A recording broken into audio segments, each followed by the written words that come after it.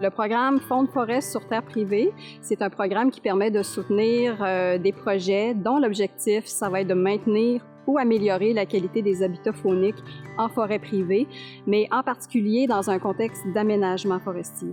Donc, c'est un programme qui aborde vraiment la conciliation entre foresterie et maintien des habitats pour la faune et la biodiversité au sens plus large.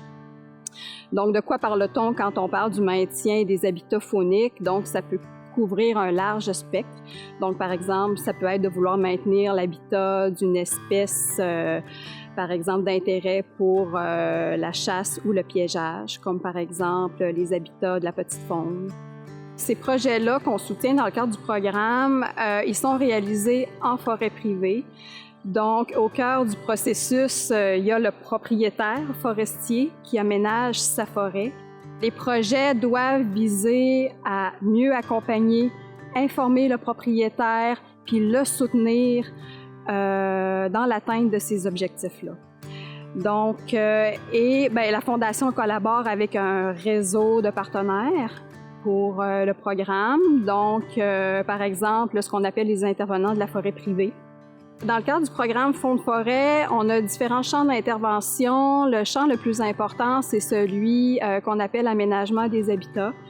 Donc, on va soutenir deux choses dans le cadre de ce champ-là. Donc, tout ce qui touche la planification de l'aménagement forestier. Donc, comment concilier, comment intégrer la faune, la biodiversité dans la planification. Puis, on peut soutenir aussi la réalisation des interventions sur le terrain.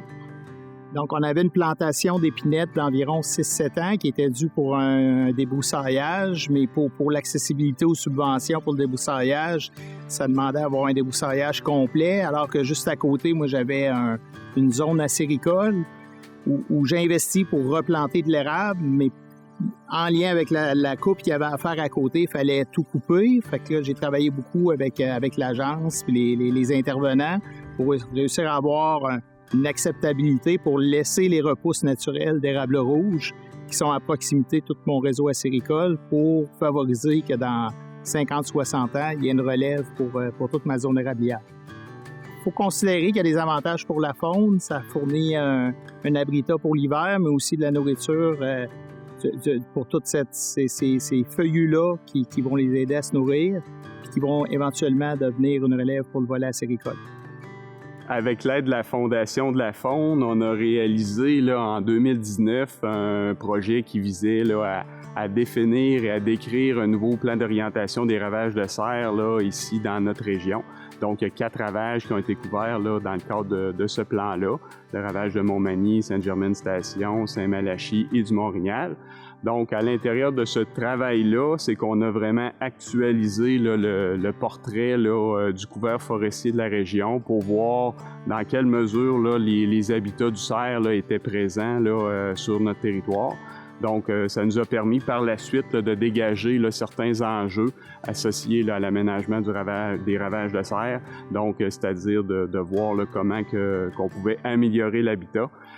Pour ce faire, en fait, là, au niveau des enjeux, c'est que on a fait ressortir que le couvert forestier de la région était vieillissant.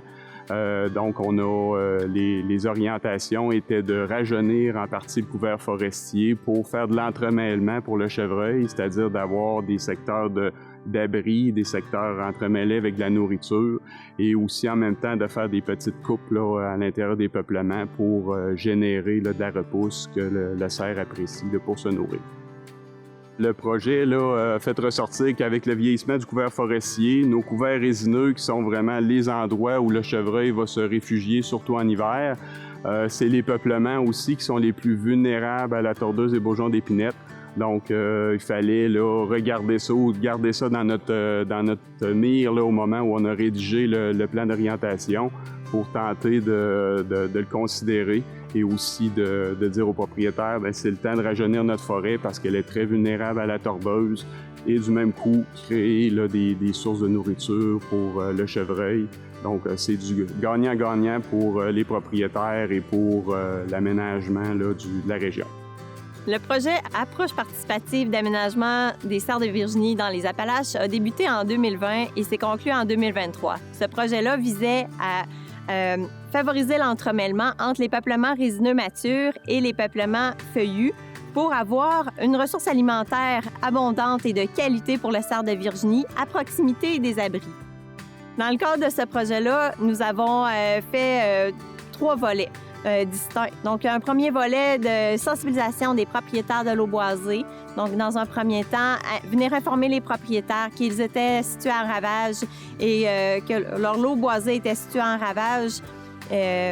Dans un deuxième temps, venir informer les conseillers forestiers des travaux qui favorisent l'habitat du cerf de Virginie.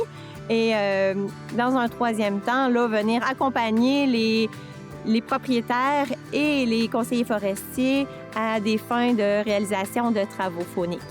Une des particularités de ce projet-là, ça a vraiment été notre formule de visite-conseil qui nous a permis là, de nous rendre sur le terrain avec le propriétaire pour visiter sa propriété et dans un même cas, lui faire des recommandations sur les aménagements qui pourraient favoriser l'habitat du cerf de Virginie.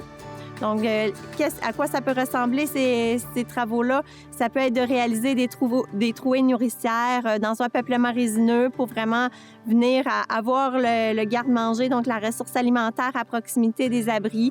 On peut aussi faire des coupes un peu plus intensives pour le cerf, mais à ce moment-là, on veut vraiment venir s'assurer de minimiser la taille des coupes et d'avoir une forme irrégulière pour maximiser là, les effets de bordure.